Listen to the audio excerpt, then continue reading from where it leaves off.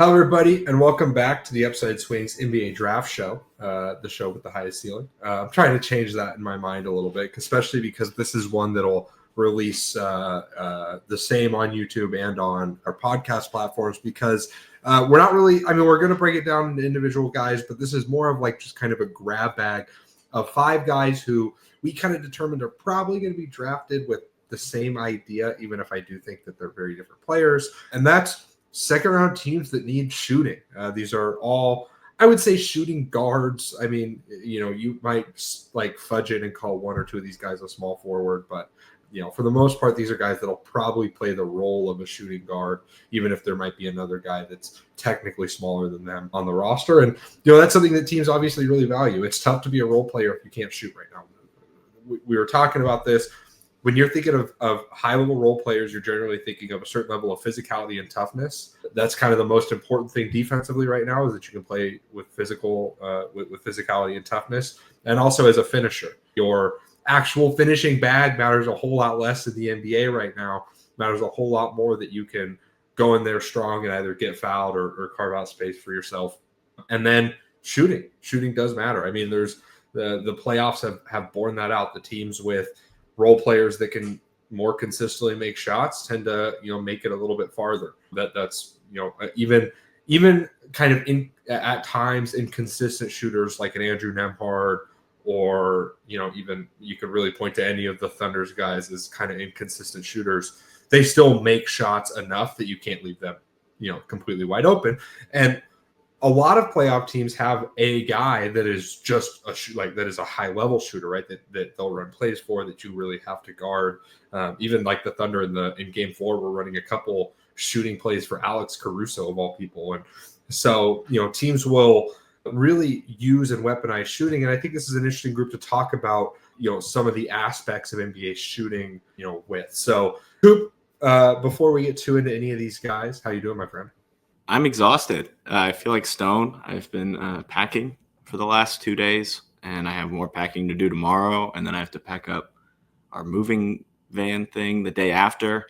And yeah, but this is bringing me back to life. I need a little breather to talk about players who I don't really like.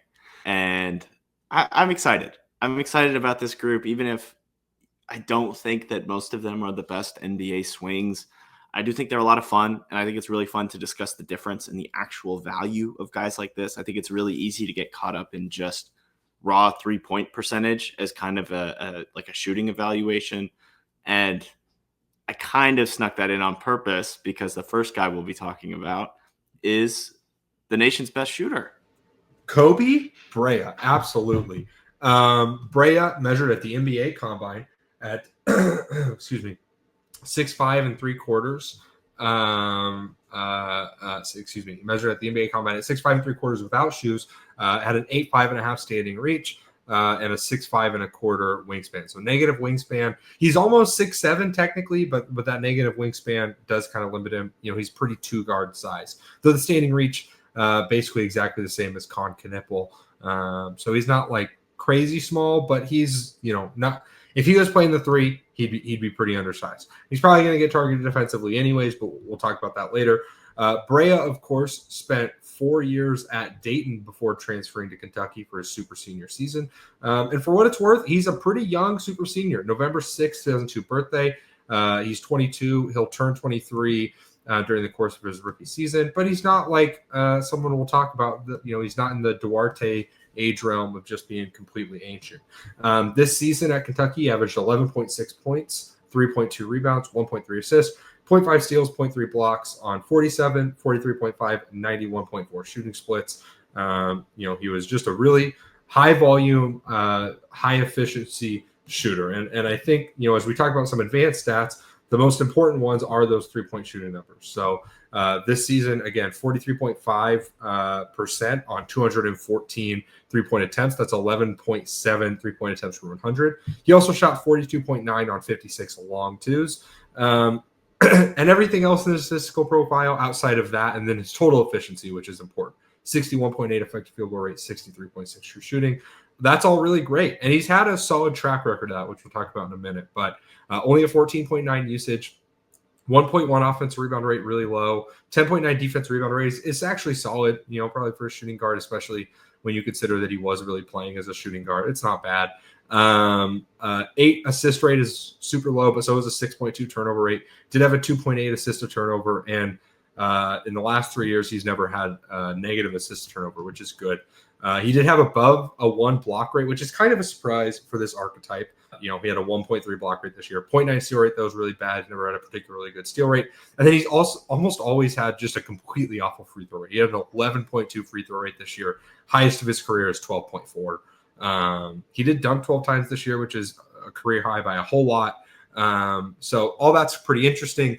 Again, I sometimes get made fun of for my stat dumps at the beginning of talking about guys, but I do think it's specifically important here. So for his senior season, he was in the 96th percentile on 103 catch and shoot shots with a 67% effective field goal rate, and he was better in guarded situations than unguarded situations. He was also in the 97th percentile on 103 dribble jump shots, 61.3% effective field goal rate. Those are really good numbers. As a junior at Dayton, or I guess you would say a senior at Dayton, but not a super senior yet, he was in the 100th percentile on 133 catch and shoot shots, 80.7 effective field goal rate. And then he was in the 96th percentile on 86 dribble jumpers, 59.9 effective field goal rate. The year before, the numbers were good. Overall for his career, he shot 43.4% on 733s. That's a good enough number to just say, yeah, I mean, he's a really, really good shooter.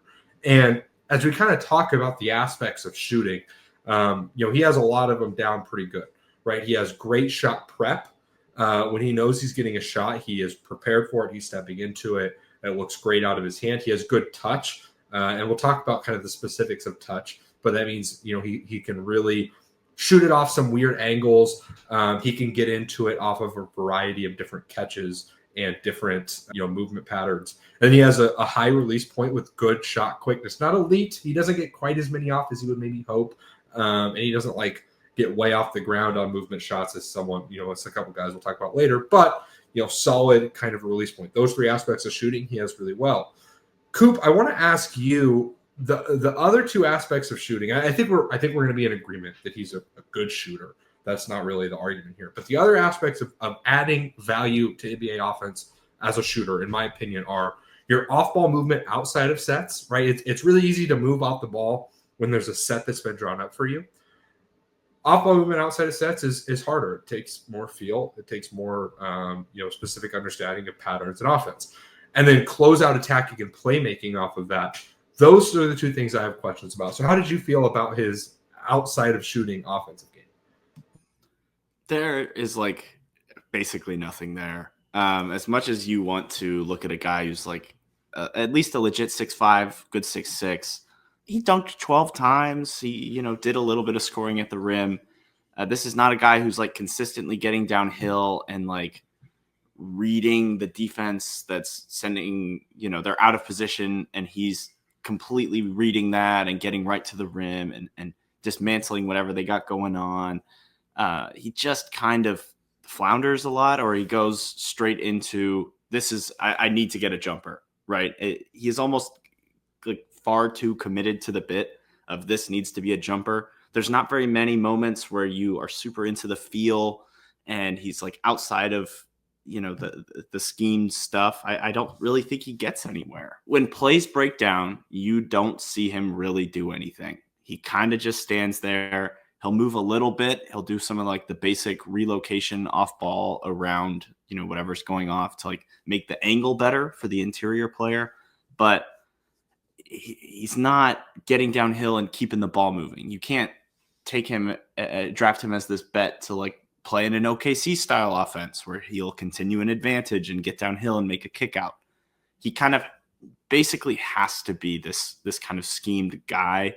In my opinion, I don't think there's very much versatility or flexibility in what he is. And I think he's maybe good enough to just do that offensively.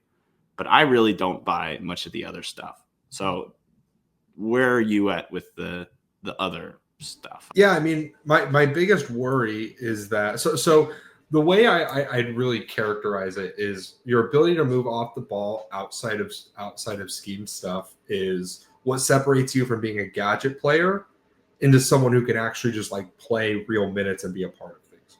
I think now this is on a lesser scale than, or I should say a greater scale than the guys we're talking about, because both these guys are in the NBA. But I think the difference is between someone like a Garrison Matthews and like a Duncan Robinson, right? Like Duncan Robinson, for as much hate as he gets now, and as much as he's really fallen off as the league has figured him out, like he has been a part of really good offenses, right? He's been a part of championship competitive teams, right? And a lot of that is that he can exist on the floor when you're not just calling plays for him. Garrison Matthews, if you're not calling plays for him, you know, he basically just stands out at 30 feet and will just catch and shoot from way deep, which has its own type of value, but you know, it's obviously made him a much less effective and interesting player than someone like a, you know, Duncan Robinson. So I just think that Brea is really low. Low feels not the right term. He seems like a smart guy. Seems like a great young man. I'm going to root for him because he's, you know, I should have said this, but he's from the Bronx, plays on the Dominican national team. And so you're going to root for a guy who's kind of got like an interesting story behind him. But I just don't think he sees space away from the ball very well. And if he does, and I don't think the motor runs hot enough. If there's not plays being called for him, he's just really stagnant. And that's part of why, like, he's never been the highest volume guy. You know, 103 total catch and shoot shots and 236 total jumpers this year is not like crazy high volume for a guy like this. It's because he's not just like finding all the little cracks in the defense and just getting shots up. I mean, the difference between Brea and, you know, someone like, obviously JJ Redick is the high end for a guy like this, right? But, you know, Redick wasn't like, he played more with the ball at Duke than he did in the NBA, but it's not like he was like their point guard. Like, he just was always running around and always finding the little cracks in a way Brea just doesn't. Like, Kentucky wasn't all scheme stuff in terms of like Mark Pope drawing something out, calling a play, but it was all schemed in that there were cues, right? And the cue for him was this thing happens, so then you do this. Like, so he would get some cuts, he would get some basic things that, you know, if you're just watching from like if you just watched all his made shots, you'd be like, oh man, like that's a really good off-ball mover. But if you sit down and watch full games, like Koby Brea gets to be kind of frustrating because he's not moving off the ball like that. And I think that really lowers his upside despite how good of a shooter he is. I think it kind of makes him into more of a gadget player. And he's also, I would say, other than one person we're going to talk about, the worst playmaker of this group today in terms of their ability to attack closeouts and, in terms of their ability to attack closeouts and make plays for others. He's a low mistake guy, but he's not like turning corners hard and getting downhill ever. He's not really throwing passes out of DHOs very much. It's pretty like a lot of his assists are pretty simple, just kind of like pass to the next guy, and then they just take a shot and make it. But it's not him really taking advantage of the gravity he has as a shooter. Now, I will say that he is probably, and we're going to rank these guys because these are all going to go quick. We're going to rank these guys on these things I've kind of set out at the end. He's probably the best pure shooter, maybe in this whole draft, other than Walter Clayton, in terms of just like, if you lined him up and it's a 3-point contest and they got to shoot 100 shots, I bet you Koby Brea would win. And he can hit him off the move. He can get him up quick. When he gets hot, it feels like that rim is as big as the ocean. But like so much of his scoring comes in those spurts because it's kind of like, oh, like Mark Pope, remember, like I got Koby Brea, like let's run some plays for him, and because he's hot right now. It's not just like, man, at any point he could just hit a three because he's just always running around and he can get going here and there. Like he has to have other things kind of get him going. And that's my big worry. And that combines with what I would say, Coop, and you can talk about this here at the end a little bit, but I would say it's pretty bad defense. Like he's probably going to get targeted. He's pretty small in terms of his wingspan. He doesn't really make plays. He can actually get some blocks here and there. He's not like a horrible decision maker. Like I think he could survive defensively in a more conservative scheme, but he can't really guard guards. He's got to guard wings. He's not going to be strong enough to guard like real wings. You know, this is the type of guy who, if he's going to play, you kind of got to hide him on the other team's 3-and-D guy. You got to put him on Dorian Finney-Smith and hope that he can make some plays and help and do, because I do think he's smart. Like, the reaction time isn't quick, but in terms of like knowing the scout and knowing where guys are, that stuff is good. But the motor also just doesn't burn super hot for me, which is really frustrating. Like, if he could just fly around a little bit more, I'd be pretty in on Koby Brea, because I really do think he can shoot the shit out of it. But there's just not enough else there that I latch on to. Coop, what are your kind of thoughts here? And then if you want to let us know where you rank Koby Brea, go ahead. Yeah, my big thing with Brea is that I cannot remember the last time that like a true gadget player in college really made the leap to like actually useful NBA player. And this is a guy who has only one time had in all 5 years, has only one time had a usage above 15. And that was as a sophomore when he had a 17.5 usage.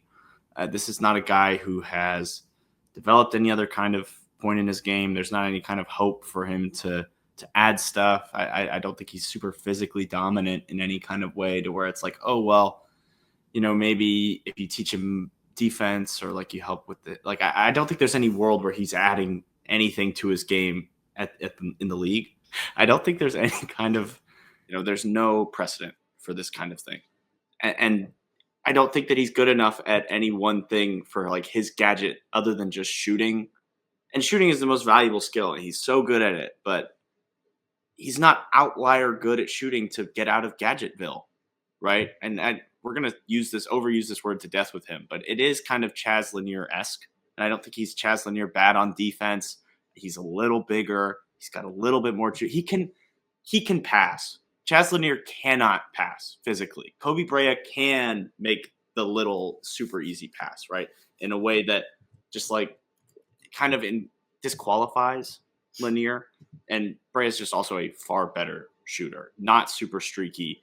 I just can't really get there with him as a guy. I as good of a shooter as he is, if you have to be set up this much, and there's cool moments where like he has the ball at the top of the key and they set a screen for him really out wide and like up really high, and he's able to just punish a team that fucks up pick and roll defense in a very real way because he can just bomb it from deep.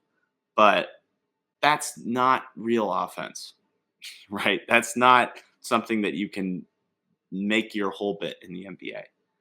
So I just really worry. I think I'd probably take the swing on him if you're fine to move over to value. Elite shooter. But I think that we've kind of learned our lesson as a league that you have to have something more than the shot, something to keep you on the floor. And I just don't think Brea has any of the connective tissue. So, I mean, maybe I'd love to see him on my summer league team, give him the shot. But he's not even like who was the white guy last year who's on the Celtics now? 6'7" guy from Creighton, Shireman. Shireman. You're right. Where Shireman's just like so good and so outlier as a shooter and like good enough at the other stuff, even if it's not that good, that it actually amplifies the shooting and the value he brings on the court. Brea is cool. I think he could be a really useful overseas player in leagues that just need guys who can execute scheme stuff and hit open shots.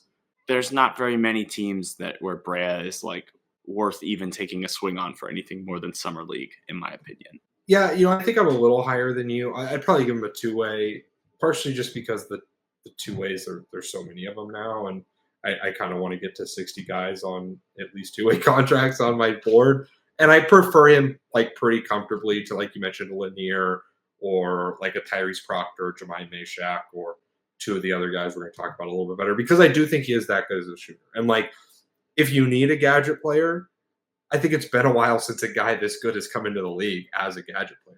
You're right. He's not like Shireman was a much better defender, a much better ball handler, like just a much better overall scorer. But I do think that it's maybe a little, there is something to be said for just being this good at an important skill. And I think he could probably eat some regular season minutes. And I yonder a bet that he sticks around the league for a little bit. Then he never really makes like a huge impact. But the way I put it in my notes is I do think he's closer to like John Jenkins than he is, JJ Redick. And that does matter. Like John Jenkins, sub-NBA player. And I think that's kind of Koby Brea too. But, I hope the best for him. Let's move on to the most traditional looking of these guys, you could say. Payton Sandfort, as Coop brings that up. That was a really dumb joke. YouTube. It works perfectly, though. If you have ever seen a picture of Payton Sandfort. He just if I just showed you a picture of this dude and I said this is a potential NBA player, what do you think he does? Everyone would know exactly who he is. Payton Sandfort measured at 6'6" in a quarter without shoes at the G League Elite Combine. He did not measure his wingspan, which is unfortunate, and he did not measure his standing reach, probably because they were going to be bad. That would be my guess. I don't know why else you wouldn't measure those. But I think the G League Elite Combine stuff it's kind of weird. Some numbers wise, like it looks a little less regulated. But anyways, this season, he is a July 12th, 2002 birthday, so he is older than Koby Brea, even though Koby Brea spent one more year in college. He's 22. His rookie season will be his age 23 season. This season, he averaged 16.7 points, 6 rebounds, 2.9 assists, 0.8 steals, 0.6 blocks, on 40.7, 34, 89.1 shooting splits. Now, those sound like not great shooting splits. I understand that for someone that we're selling as a shooter. But I will contextualize that in a little bit. He got up way more than Koby Brea. He took 247 this year, 347 threes, again, for that 34%. That's 13.2 three-point attempts per 100. He shot 89.1% at the line. He's always shot really well from the line. This year, he shot only 41.6% on 101 long twos, but the year before, he shot 50% on those. He shot 55.7% on close twos, which was not very good. He was 3 for 6 on dunks with some pretty hilarious missed dunks in there. Coop, I don't know if you saw any of those, but he had a 24.2 free throw rate, which is bad, but not as hilariously bad as Koby Brea. 2.2 block rate, 1.4 steal rate. Those are better numbers. A 15.3 assist rate to a 12.1 turnover rate, 1.6 assist to turnover. In past seasons, he had even higher assist to turnovers. He had a little bit higher role this year, which he did have a 25.9 usage rate, which I believe, other than Tonje, will be the highest usage rate of anyone we talk about. But obviously, the efficiency numbers weren't great. 50% effective field goal rate, 54.5% true shooting. Did have an 18.3% defensive rebound rate, which is good. In terms of the shot stuff, this is a more interesting guy. He took basically every shot this year off some type of movement. He got very few catch-and-shoot shots. Very rarely stepping into shots comfortably. He was only in the 54th percentile on 194 catch-and-shoot jump shots, 51% effective field goal rate. He was in the 65th percentile off screens and the 66th percentile on handoffs, though, which I do think is important. And then he was in the 65th percentile on 103 off the dribble jumpers, 44.2% effective field goal rate. For what it's worth, those numbers have been better in the past. As a junior, 57.5% on 187 catch-and-shoot shots and 53.4% on 118 off the dribble shots. He's always kind of been more of like a high-volume guy. And I do think it's worth noting that he was playing through a torn labrum in his shooting shoulder, which can kind of mess with you a little bit. That is something that is hard to deal with at times. And I do think that probably affected the numbers. Sandfort probably has the most unconventional form of these guys, but I would say maybe my favorite release point of anyone we're going to talk about. He has a really high release, and he will set it high. Like, he'll catch it high and kind of get into it, bring it across his body. But he does do like this weird like twist and turning flick shot. It's hard to explain without visual, but he is really using his shoulders to compensate for power. But I think it mostly works for him. It actually like reminds me, it's not as like picture perfect as like Duncan Robinson, but it kind of reminds me of how his looked before he kind of cleaned up some of the excess motion in it coming into the league. There is something to be said for, I think it's also a little bit Devin Vassell, if we remember Devin Vassell's jumper at Florida State. And I think he is really, really good at just getting it off. Like, this is the type of guy who is maybe the safest bet of these guys to just be able to take a lot of threes. Like, you're not going to be able to just get him out of a game because the release is pretty high. He's just a little taller than some of these guys.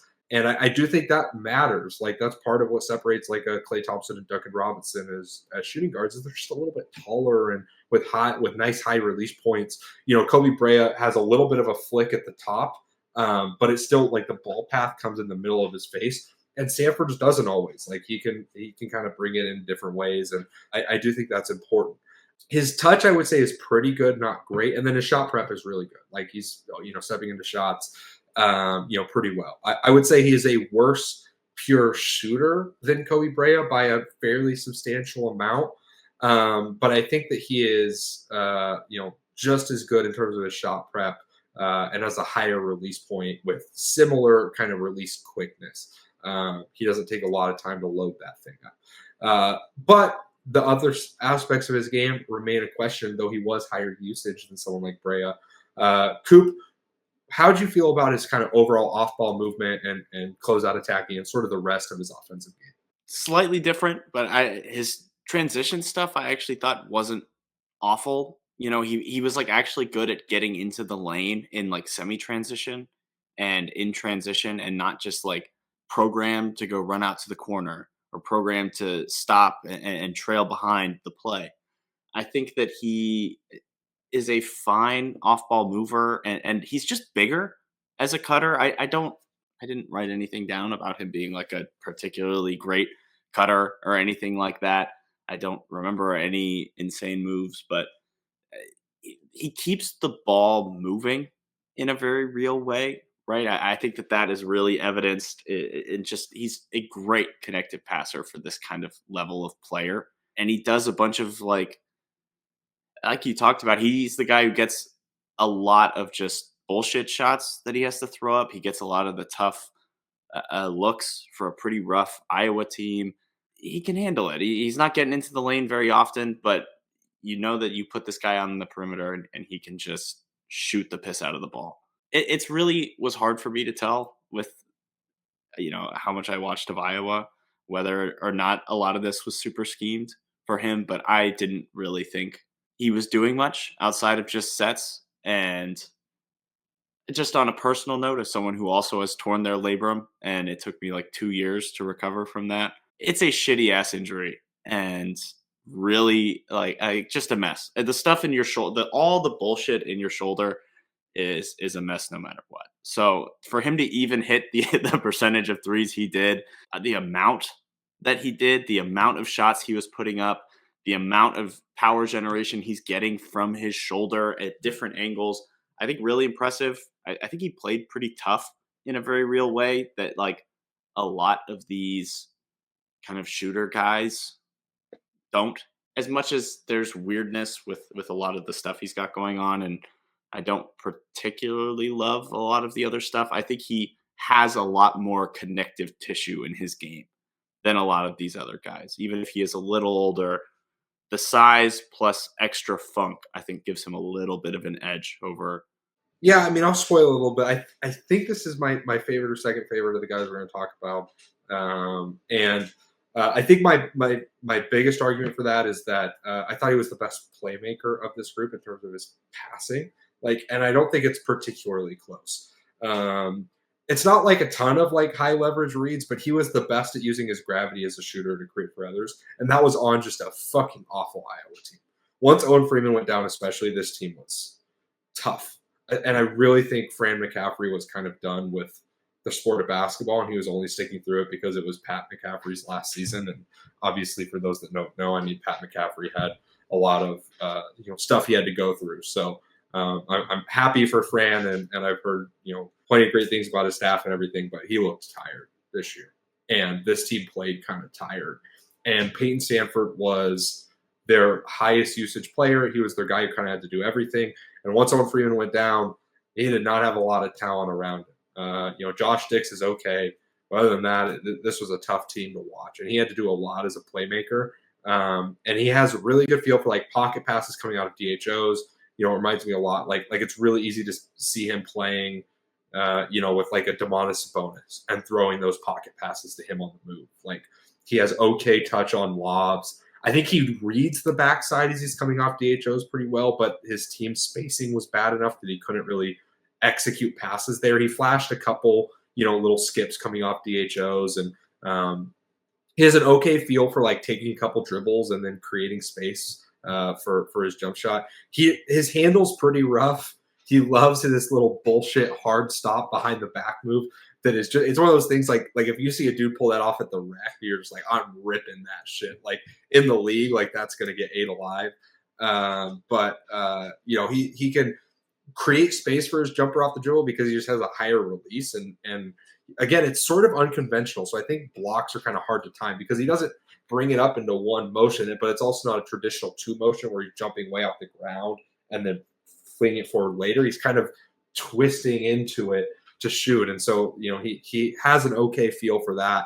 I think he can probably take, one or two dribbles and create space for a step back as needed to be a better DHO player as like just a holistic part of an offense than most of these guys.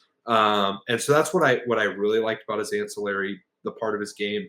I don't think he can attack closeouts at all. Like he has no first step. He is far and away the least athletic guy of this group, just in terms of overall athleticism. He's kind of rugged, like Coop said, like it's sort of a cliche, but he is pretty tough, like physically. Like he'll really kind of, bash into guys some, and that's where most of his fouls come from. Is that he'll just like every once in a while I'll be like, "Fuck it, nothing is happening. I just got to put my head and try and drive through somebody." And then I really liked how he competed like on the boards. Like I thought he was a pretty good defensive rebounder. Coop, you mentioned his transition game. I think he could be more utilized as a transition shooter. This year he had to bring the ball up all the time in transition, so it was kind of a weird use of his game. And then defensively, I probably liked him the best of this group. Coop, is that crazy to say? I mean, this is a group of overall pretty rough defenders. I think I like Sandfort the best. I thought he had like actual feel as a shot blocker on the ball. Like the 2.2 block rate is kind of real. Like it's not like him rotating over and making big plays, but he has a real ability to chest someone up, and then if they try to create space, really time a block here and there. There's a pretty good hand-eye coordination in a way not many of these other guys do. He's going to get eaten alive by, quick players in the NBA. He's not going to be like a good defender, but I think he's the closest of this whole group to being an actual competitive defender. And that does matter to me. So all in all, I'd draft him and give him a two-way probably. I haven't figured out exactly where, like that whole two-way tier is just kind of a mess for me. Like, do I like him better or worse than Nolan Traore? Like, I don't know. Like, it just depends. Do I want a shooter or do I want a guy who can bring the ball up sometimes? Like, it doesn't, like that stuff is just kind of whatever for me. But I'd probably draft him in the back half of the second round on a two-way contract. I just think if I'm going to take a gadget player, I'd rather bet on Sandfort being a slightly worse shooter, but a better just overall basketball player than Brea, who is more of just like a gadget player in the truest sense. So I like Sandfort a little bit. I don't know if he's going to get a shot. Like I have no idea what the league thinks of Payton Sandfort. I think he had a bag G League Combine, if I remember correct. Maybe he was hurt. I honestly can't remember. The G League Combine games are not available to watch. But I don't know. I like him a little bit. Coop, where are you at with him? And am I overselling Mr. Sandfort? No, I think that this is the kind of guy who like in my mind, a guy who took on a huge burden of responsibility, for a bad team. I think he's been really good in past years in smaller roles. He's hit, 38% of his threes the year before. But this year was tasked with a little too much in what should have been his, prime moment, give him a real shot at the league. I like him. I think with these guys, you kind of have to just look at, do you think that they can scale back a ton and just kind of do enough of some of the random bullshit? And I think Sandfort this year showed that he can do the random bullshit, right? We know he can shoot. We know this guy can shoot. It's a little weird, but he's 6'8", he's shooty, and there's just enough funk for me to really, not really buy him, but I like him as a second round swing. I don't think I'd give him a full contract. You got to get him in, see if athletically he can keep up with a lot of these guys. I do like the toughness and I like some of the defensive stuff. I really like the rebounding, like you talked about, but he might just be a guy who can't compete. Maybe I'm just saying that because he's white, but he might just be out of his depth in the NBA athletically. So that would be my big worry. but not a guaranteed contract guy, but a guy I could very easily see playing his way on to, being the eighth man on the Memphis Grizzlies in 3 years, right? Where he can just play wing minutes and hit shots and be useful enough at other stuff to be a guy. So, you ready to move on? Absolutely. Let's move on to one Adama. I believe he just goes by Adama Bal now. There was a little bit where he was Adama Alpha Ball, but I don't really know, to be honest. And I begrudge him nothing. You go by whatever you would like to go by, my man. That is your prerogative. But I'll be honest, Coop. This is a guy I snuck in here because I wanted to like him so bad, and I've almost never been more disappointed watching someone, and so I want this to go quick. I watched Adama Alpha Ball 2 years ago in FIBA stuff, right after he transferred from Arizona to Santa Clara. And this is important to remember. This is after 2 straight years of Santa Clara producing an NBA player that I really liked. I was not to toot my own horn, Coop, but I was very high on Jalen Williams. I was very high on Brandon Podziemski. And I think both those guys are successful NBA players. Obviously, one very successful NBA player. And so I was like, oh, Adama's up next. I loved that FIBA team that he was on. I thought he played really well. I thought he showcased a lot of talent with the ball. We talked about him, and you were like, I don't know if I really see it. And I was like, I'm telling you. And I watched him play at Santa Clara, and I really just don't think he likes basketball that much. And I'll get into more of what that means later. But he measured at the PIT. That's what he got invited to. 6'6" and a quarter, 8'7" and a half standing reach, 6'10" and a half wingspan. Those are pretty good measurement. Like he'd be a big 2 guard, undersized 3, but you can maybe see it. In 2 seasons at Santa Clara, he was a competent shooter. He shot competently in FIBA ball, never quite like an elite shooter or anything, but this season he averaged 13.4 points, 2.6 rebounds, 3.1 assists, 0.6 steals, 0.1 blocks, 41.8 field goal percentage, 37.5 3-point percentage, 78.8 free throw percentage, and he shot 184 total threes, which is 11.6 per 100. And the year before, it was a little less, but he still, he still got him up a little bit. Did not shoot a great percentage. He's never shot particularly well on long twos. Has always been a good free throw shooter, which is nice, but he does not get to the line very much. Got a 26.1 free throw rate this year. 0.4 block rate, 1.0 steal rate for a 6'6" guy with a 6'10" and a half wingspan in the WCC. As a senior, basically disqualifyingly bad. He is young for this class. He's December 18th, 2003 birthday. He's 21. His rookie season will be his age 22 season. That's good. But there's just not as much to latch on here as I hope to. And I don't actually mean to call out like his love for basketball or anything. Listen, he made the D1 level. That's a great accomplishment. He had a very successful career. He was on 2 good Santa Clara teams. I don't want to take anything away from him. This is the last guy on my board. And he'll be in the summer league tier, but I probably wouldn't even invite him to summer league. And that's okay. Listen, I'm not trying to flame him. He's not really like on boards anywhere. So like, this is just kind of my thing, but the motor's just a little too low for me. He doesn't really move off the ball very well. And he's just not quite the level of shooter. He was in the 90th percentile on 134 catch and shoot shots this year, 62.7% effective field goal rate.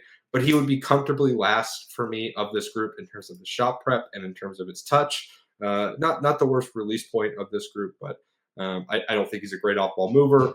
I do think he's flashed playmaking. He ran some pick and roll this year, but I don't think he's ever been particularly efficient. So I don't want to spend too much time on him. Just not really that much of a guy for me. But we wanted to talk about him briefly. Do you have any thoughts on Adama Alpha Ball? I didn't hate some of the pick and roll stuff. Right. I didn't hate, like, there's some cool interior, like, tight movement stuff where he can get hands on balls at a decent rate, but there's just not really anything for me to latch onto here.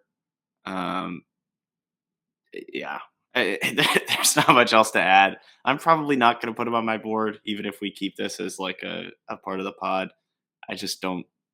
There's not really a point in having him on my board. So, Kind of sad actually, because I didn't not see it with him in, I didn't see what you saw in FIBA, but I thought there was always a chance. Yeah, to be fair, I was claiming he was going to be like a first round pick after his junior season. Okay, well, I never saw. I mean, that was. No, I don't know if you remember our conversation, but I was like, "This is my guy." Like, I vaguely remember that, but I don't remember the specifics. I do remember not liking him as much as you. So yeah, he was. I'm right, you're wrong, buddy. So. Yeah, congratulations. God,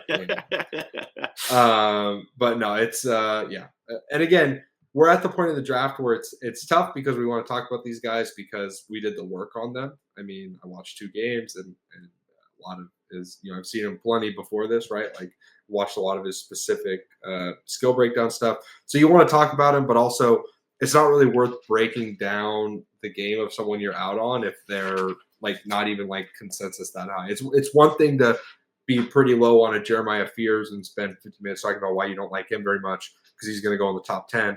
It's a whole other thing when this guy might be an undrafted guy. So we hope the best. We hope he proves everyone wrong.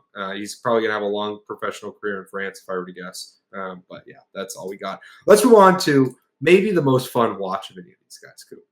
John Tonje. And I do believe it's Tonje. I thought it was Tonje at first, but I think I heard the announcers call him Tonje over and over. So John Tonje is one of the more kind of fun guys I had, one of the more fun times I had watching a guy in this class. At the NBA Combine, he measured 6'4" 3/4. So, a pretty real 6'6", 6'9" wingspan, 8'6.5" standing reach. He'd be good 2 guards. He'd be an undersized 3 in terms of height, but I don't think he's far off like strength-wise from, some of these 3s we're seeing in the playoffs.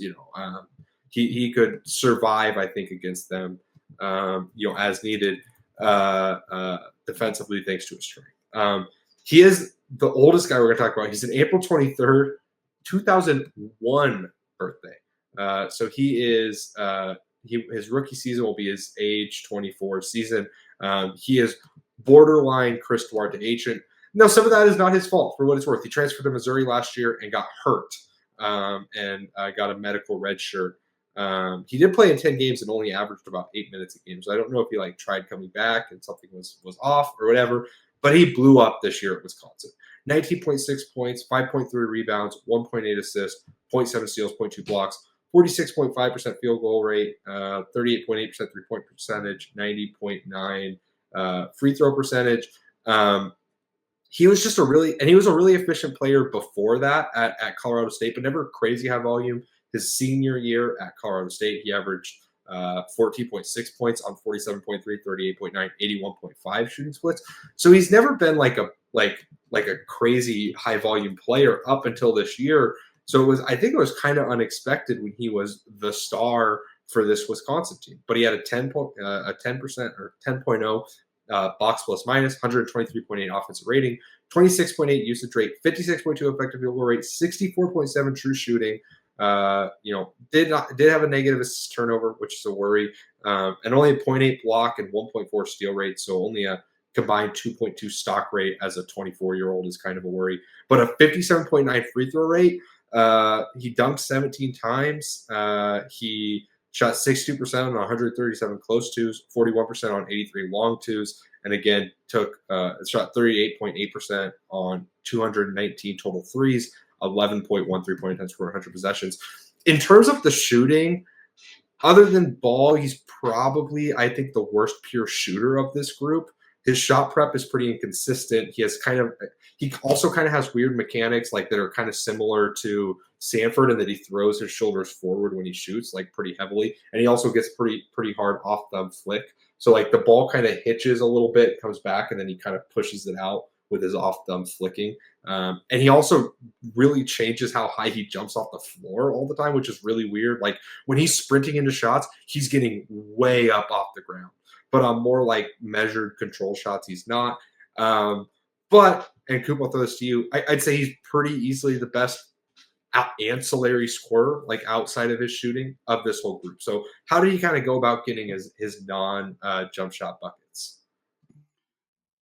in the post, as a driver, at the free throw line, off the weirdest looking 3-point jumpers you've ever seen in your life. Uh, you're putting it lightly. His mechanics change jumper to jumper. They change like within the same jumper. It's the most inconsistent fucking shooter I've ever seen mechanics wise, and that's like I'm not someone who notices that. I'm not a great jump shooter, like evaluator. I can't sit here and shot doctor everything. Tanji's a nightmare for a shot doctor, but he's got such good natural touch, and he's just got so much fucking dog in him that it like that's how he did it. He's tough. Wants to get to his spots. He wants to get in close. He wants to punch it on you. Those dunks are like self-created. Like this is not a guy who's cutting and getting this stuff. He is dribbling, coming off a screen or isoing and getting a clean blow by and then punching it on somebody. He's just has that motherfucker in him in such a real way. And you can't put a smaller guy on him because he'll go right through him. You can put a bigger guy on him and he'll take him and he'll fade away. And he's so good on those little one-legged faders. It all looks goofy, but he's just got such good touch that I have to respect it. I picked the best picture of anybody in the class for the overlay, the one there on the right, for those on the on the YouTube. I love Tonje. I think he's maybe the most fun I've had watching tape. It probably like I don't know since Fleming. I think like he is just that fun to me, at least offensively.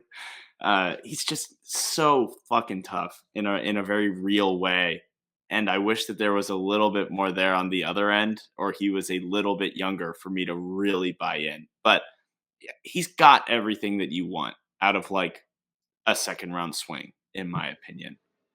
So I'm pretty in, even if there's a bunch of bullshit there with him.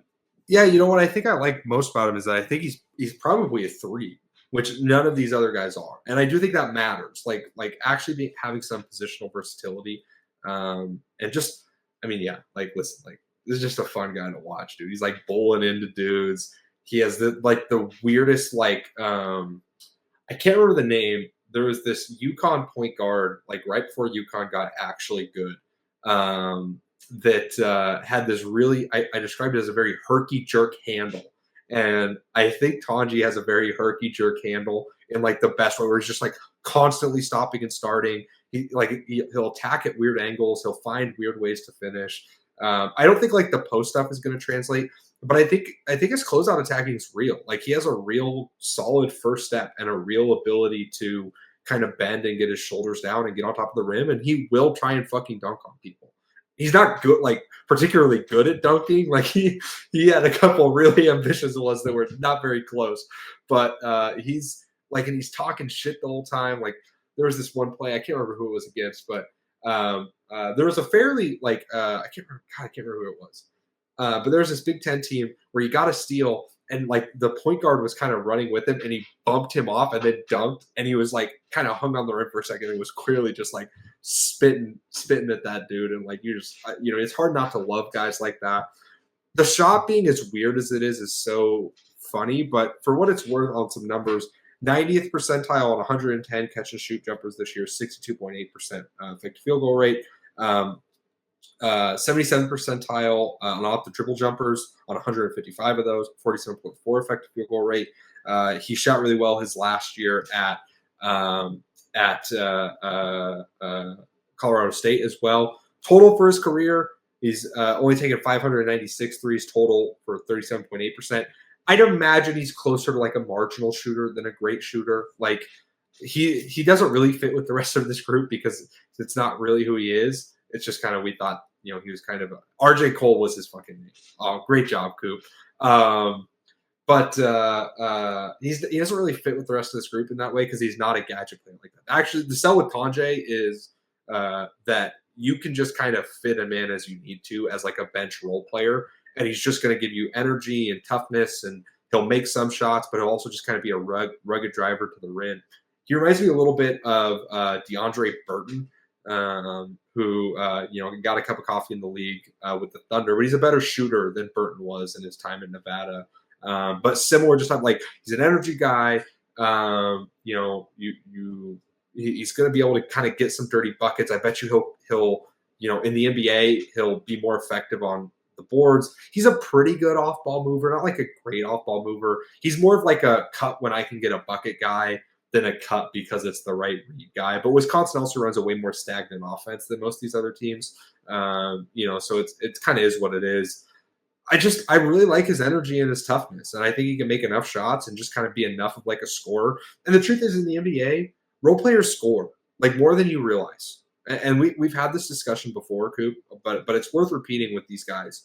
Role players score. Part of the worry with Koby Brea is that Koby Brea does not get buckets outside of if you're running a play for him to get a three.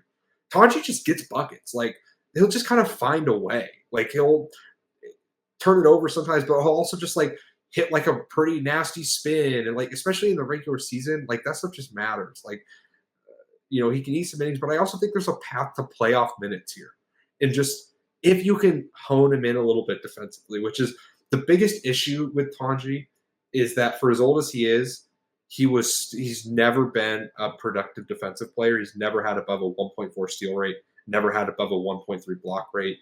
He still runs around like a chicken with his head cut off. And he is basically never had – this year he technically had an even assist to turnover, but he's never had a positive assist to turnover. And those are the worries, right? Like, is the field just too bad? And that combined with the age, like I can only get so high on him. I'd still probably draft him on a two-way, though he's closer to the non-draftable two-way, just honestly, than I'd like to admit because he's old and the feel is rough, but – he has a real path to me that I don't think all these guys have, because if you can just kind of score in various ways, you can score getting an offensive rebound. You can score making spot ups. You can score attacking a closeout. You can score off a DHO. And you could not be like some horrendous decision maker. Like that's a good sign to me. You can take some off the dribble shots. You can, every once in a while run in transition for an early steal. I bet you'd be a fucking disgusting guard screen setter. Like, those things matter in the league, dude, in a way that's under discussed. Is Tonje the right guy for that? I don't know, because he just might be too low feel, and especially he's just so undisciplined defensively. He'll really have his moments where he'll like chest someone up, where he'll just rip the ball away from someone, but he's so undisciplined. He's just running around out there sometimes, and he's getting lost way more than he should. And maybe that's because he missed a year, but also he's just too old for that. So I can't get too high on him. But I love him more than I believe in him as a prospect. Coop, where are you kind of at with Tonje? He actually reminds me a lot offensively of Dillon Brooks, just in the supernatural touch, the ability. I think he'll be able to hit spot ups at a pretty good rate, just can get out there and add value in a bunch of different ways that you don't really expect for a guy who's like, just kind of seen as a 3-and-D player. Brooks is like actual value as a second and tertiary creator, right? Honestly, I think this year Dillon Brooks was a better offensive player than a defensive player. Yeah, he's just got all the like so much weirdness in his game, right? And also that motherfucker in him, right? Especially offensively. And I do think that's like projects to be a pretty good offensive bench player. If you can get something out of him defensively and at his size and his athleticism level, I think you can get something, right? I might actually be absurdly high on John Tonje, and maybe I'm just like, but at a certain point, like you kind of just have to pick the guys who you would want to like be in your locker room and like actually let on the floor and not just like think about skills in a vacuum. This year, my entire second round, the beginning of my second round is guys who are tough and who I want on a two-way because they kick ass. And that's John Tonje, right? So I'll have him as a priority second. I'd draft the fuck out of him. So I'm pretty all in on John Tonje Island. I actually respect it. I love it. I mean, Dillon Brooks was a second rounder that very few people believed in. And obviously is going to have like a really great career. So I'm with you in terms of the love for him, the belief for him. And the truth is, I think this is a higher value bet than basically any of the other guys we're talking about, because I think the path to actually like playing in the playoffs is way more real. Even though, again, it just the lack of field just worries me so much. Like I just can't get over it. But I mean, he might end up like in the high 30s for me. Just the truth. Let's move on to the last guy we're going to talk about today, and that is the guy with the coolest name in the whole draft.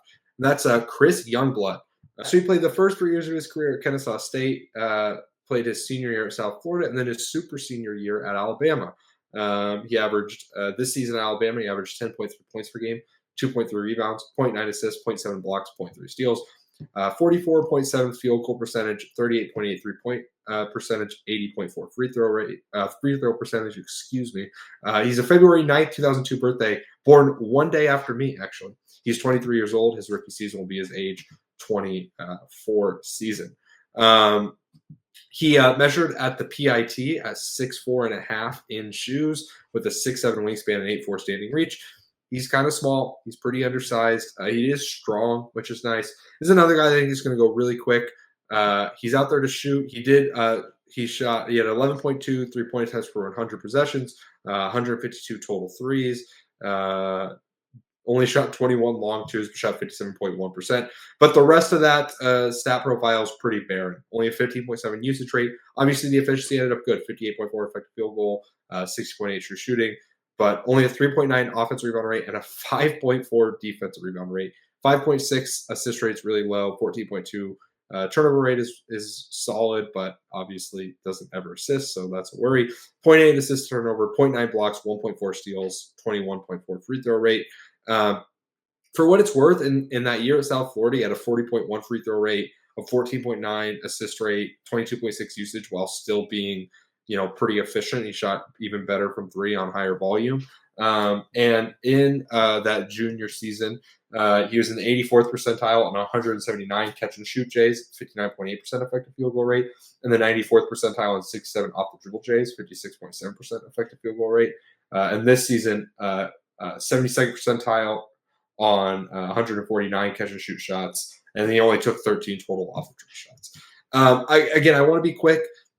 The thing to like with Chris Youngblood is that if he has his feet set, he's a great shooter with good range. But the touch on his jumper is the worst of these guys we're talking about, even worse than Tonje, I think, in that. And what that means is when I talk about touch, it's your ability to kind of hit shots off funky angles, off harder movement, off just kind of using your touch rather than relying on your form and mechanics. The way I like to kind of talk about guys and teach it to guys if I'm working on that, which I'm not like a jump shot teacher or anything. I don't want to pretend like I am, but you want your mechanics to do 95% of the work, and then your touch does that last 5%.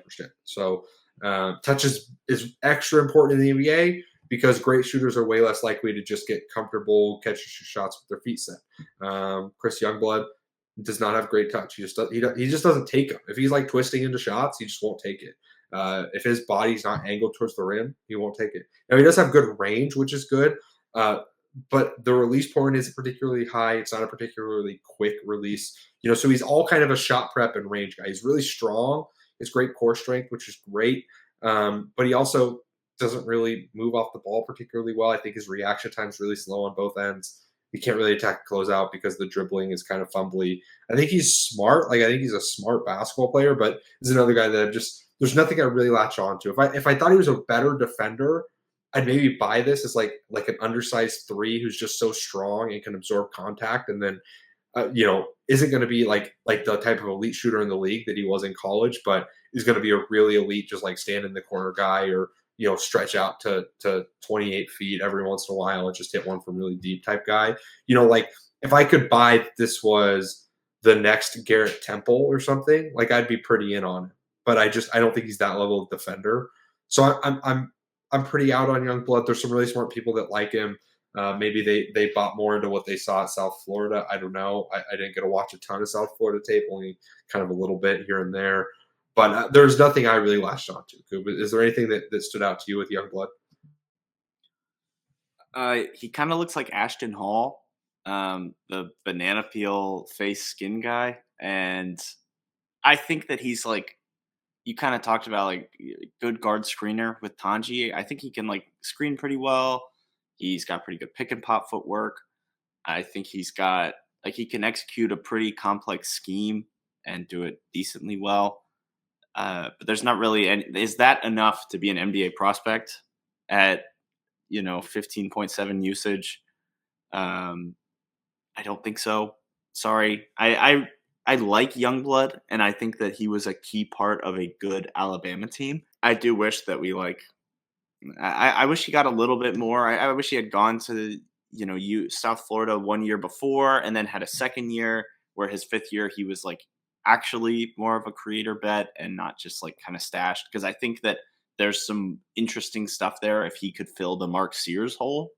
Like maybe you'd see a little bit more from him, but with everything that we've seen and everything that we know about him from this last year, I'm not super into him. There's not very much there in the first place. I just don't think he's I just don't think he's athletic enough for that. I mean, not the dunks are everything, but before coming to Alabama, where he dunked 0 times, at Kennesaw State in the ASUN, the most he ever dunked was 4 in a season. In the American, he only dunked 3 in a season. Now, sometimes guys dunk more on high major teams with more space, right? Like Koby Brea dunked way more at Kentucky than he ever did at Dayton. That's not an abnormal thing. Igor Milicic, someone I'm watching right now, dunked way more at Tennessee than he did at Charlotte. But I just don't think Chris Youngblood is a particularly good athlete. Like he doesn't have a great vertical pop. He doesn't have a good first step. He's kind of boxy in his movements. He kind of moves like how he looks like he would move. Like he's a big built, strong guy, and he kind of moves like that. He doesn't have the type of fluidity that a lot of these stronger guys have that make it in the NBA. Like Bane, Desmond Bane or Dylan Brooks, like you mentioned, just have way more like fluidity and natural athleticism and power in a way Youngblood just doesn't. Like I like strong guys as much as anyone, and I think strength is a really important part of playing in the league. But you have to be able to like use that functionally as a driver. And it's not that Youngblood can't, but he just hasn't. And he's also, again, going to be 24 this year. Like, is that really the skill development you want to bet on? I'm just not sold. I just don't. This is just a guy. I just don't think there's enough there. I'd probably want him on my summer league team. Yeah, give me some space for so I can watch Jeremiah Fears, drive into 3 guys and not pass you the ball anyways. You go ahead and do that. Stand at 30 feet, and we'll see if you can make a couple. Again, I'm sure he's a great guy. I hope all the best for him.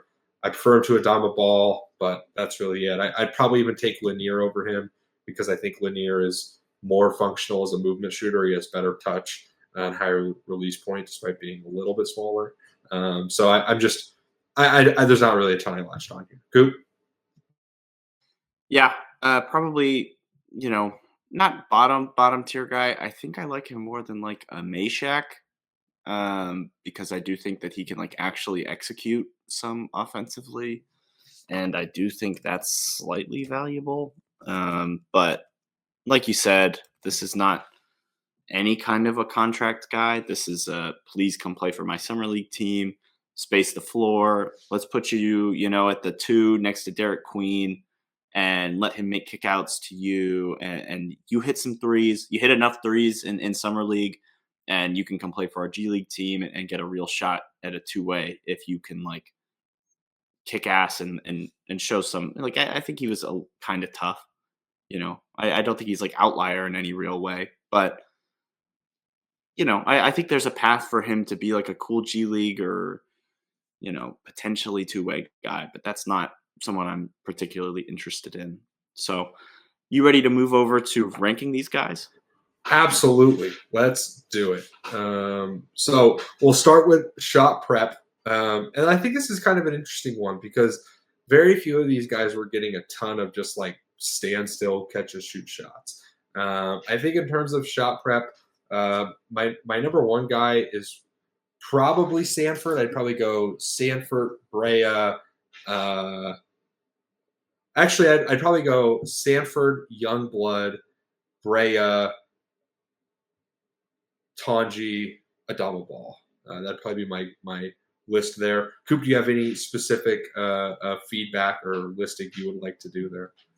I'm not ranking them because that's an exercise in futility, but I will say my favorite. I liked Brea's shot prep. Really, I think he was a little bit up and down, a little bit more textbook for me. In a way, Sandfort's kind of funkiness with his weird. Obviously, he gets into his shot and he knows how to do his thing. But I'm going to take a guy like Brea, who's just a little bit. My pushback on you is I think that if his shot prep was as good as Sandfort's, he would have got more off. And I think that's Probably. like he's just not. If he's not, his shot prep is great when he's like, man, I'm going to shoot right now.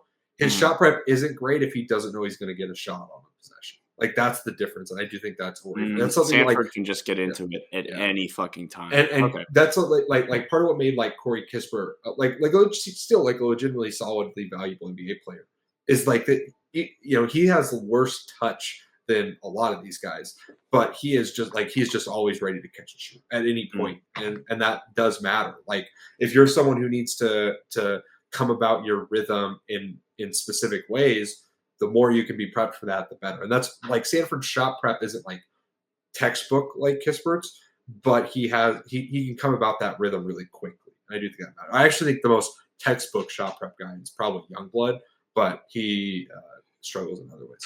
Touch, this is where, I think it's Brea won with a bullet. I don't even think it's particularly close. I think his shooting touch is great.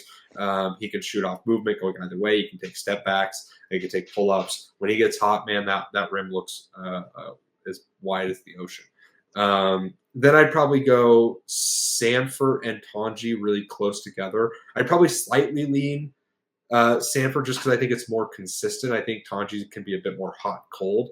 And then I'd probably go. I actually might put Ball ahead of Youngblood in terms of touch. Like Youngblood is so rigid.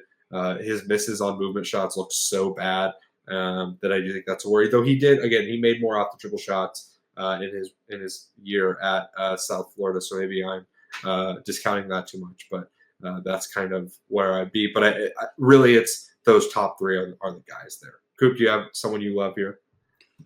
I like Tonje's like non just like normal jumper touch, right? Like I like his random bullshit type of like he's got more push shots, more like underhand, more fading, like more self-creation type touch that I think I kind of favor. Like I said, I think just random bullshit touch is a really underrated NBA thing. A lot of times NBA defenders are going to make you really work for it, and you got to just throw up some bullshit. Kind of the Daniel House like shooting touch where House is like just good enough with good enough touch that if you run him off the line, even though he's low feel and he's got like no counters, he could throw something up and there's a pretty good chance it'll go in. And I think Tonje's got that kind of touch in a really special way, even if his shooting touch isn't up to like Brea or whoever else. Absolutely. No, I think that's fair. Release point and quickness. I mean, again, this is one that I think Sandfort wins comfortably. I think he has the highest release point. I think he gets into it quick and at weird angles. I'd probably have Tonje too, and then Brea, and then Youngblood and Ball quite a bit lower. Ball has a good release point, but is kind of weird in terms of he's not consistent with it. Like every once in a while, he's leaning back for no reason or whatever. So but this is one where I would say those two guys are clearly higher, right? Like Brea's release point isn't low. Like he doesn't have like the Trae Young push shot. Like he gets it here and then brings it forward. Like it's more traditional, not even traditional, because traditional is here up and out. He does kind of have like an arch here. It's sort of a 1.5 motion jumper, so it's not like his low release point or anything. But he's way less comfortable taking it with like someone like literally touching his body. Like Payton Sandfort will take some shots, and I'm not saying he makes them at like a crazy high percentage, but he'll take shots where there is someone whose hand is on his hip like this. They're like grabbing his hip, and he's like, "Fuck it!" Like there's nothing else happening on this possession. Like so, he's pretty clearly number one here for me.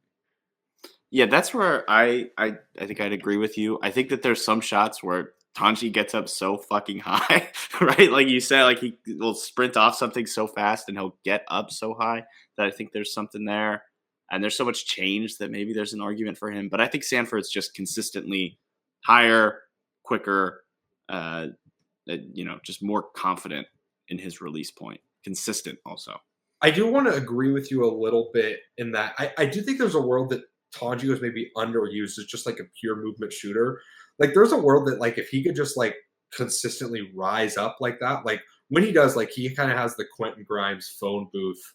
Like he'll just get up, like, and it's a really uncontestable shot. When he has that, it's great. It's just that he doesn't always have that. Specifically on catch and shoot shots, he doesn't have that. But if you use him more, especially right to left, when he's sprinting right to left, like it looks really good. He just, again, Wisconsin had probably the most like, and Santa Clara a little bit too, the most like stagnant offense. They didn't really do stuff like that. Like he was more used as a pick and roll ball handler than, as a DHO sprint off screens type of guy. But off ball movement outside of sets. This is an interesting one because I really think the answer is probably Sandfort, but he can't do a ton with it. Like, so I'd probably say Tonje and Sandfort far and away 1 and 2 in some order. I think Sandfort struggles because he's not a great scorer on cuts, but he's better he'll hammer to the corner on baseline drives. He'll lift at the right time and be available for passes. He, has a pretty good catch radius too. But he's not a great scorer on cuts. I think he reads things well off the ball. He reads screens well, but he's the type of guy who in the NBA is going to have to be more of like a cut to like a 12-foot jumper than a cut to the rim and score guy. And that just has less value versus I think Tonje can cut to the rim and get fouled. So I'd probably lean Tonje. Tonje isn't again, he's just not crazy disciplined. Like he doesn't just nail every read all the time, but he really flashes some moments of reading screens when he's setting the screen. He'll have some really good baseline cuts that teammates won't see. And then every once in a while he'll have like a really good 45. And be available. And also he dunked quite a bit off of cuts. Like he can actually finish them. Or again, I think in the NBA get fouled in a way that none of these other guys can. So it's those two, and then Youngblood, Brea, Ball are all I think bad, like actively bad at this skill. So that's kind of where I'm at. Coop, do you want to wax poetic more about John Tonje here? Kind of. You kind of hit everything on the head. I think that Tonje's just got that crazy ass motor where he's just flying around, and it's all of his off ball movement is not schemed because Wisconsin just was like, go do whatever the fuck you want. They just unleashed the beast with him this year, and it led to great results. But just let him play, let him do his thing. I think I maybe actually slightly prefer Sandfort just because he's bigger. And I do think that he's just got a little bit I think his timing's better, but I do agree that he can't get all the way to the rim. So how actually useful is it?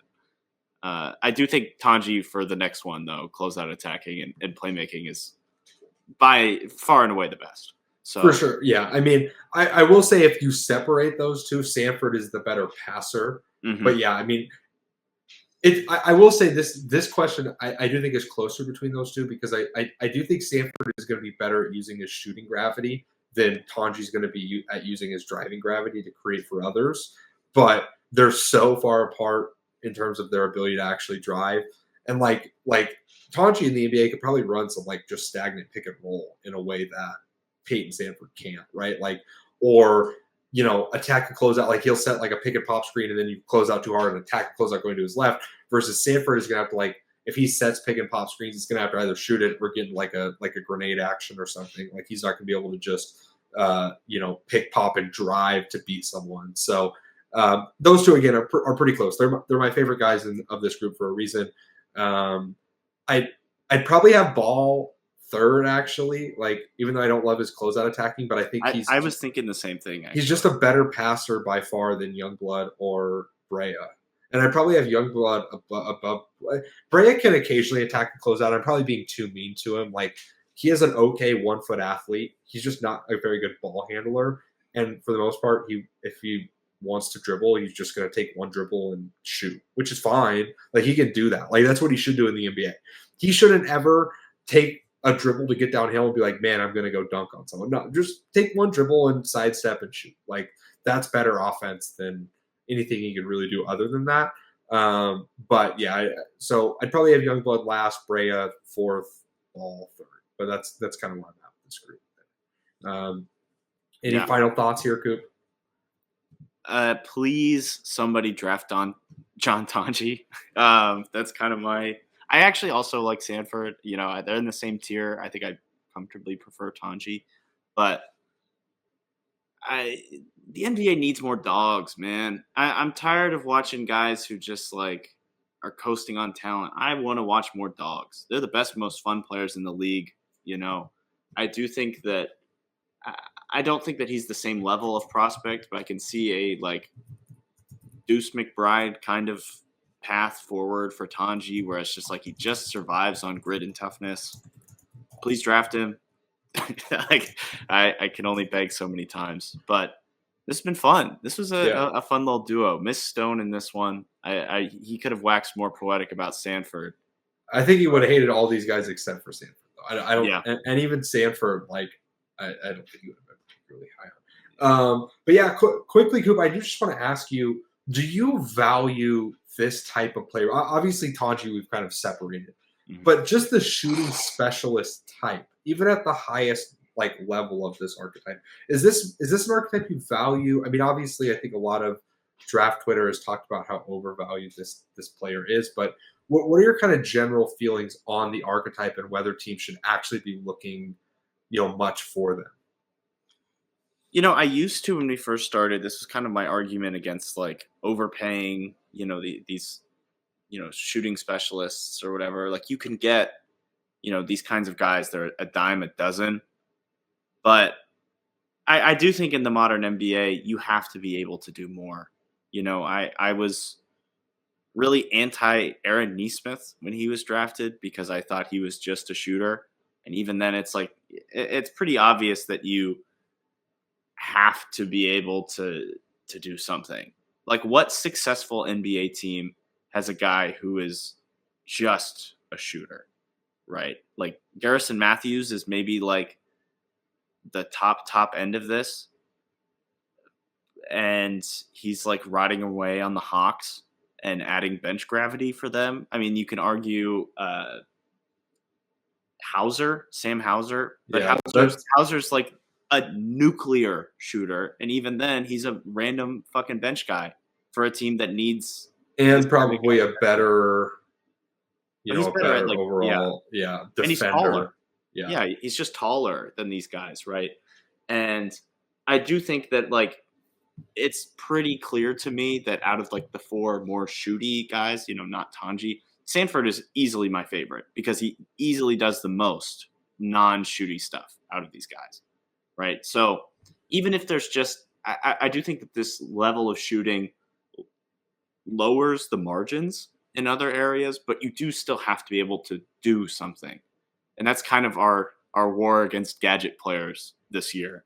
Against guys like Lanier, against, I'm not at war against Koby Brea or anything, but like, there's a tendency to just look at 3-point percentage and be like, this is what spacing is. And I mean, we just talked for an hour and 20 on 5 guys who could very well not be drafted. So I think that gives you an idea of, there's so much more to NBA spacing and shooting and value on the offensive end. So. Yep, 100%. I echo everything you said.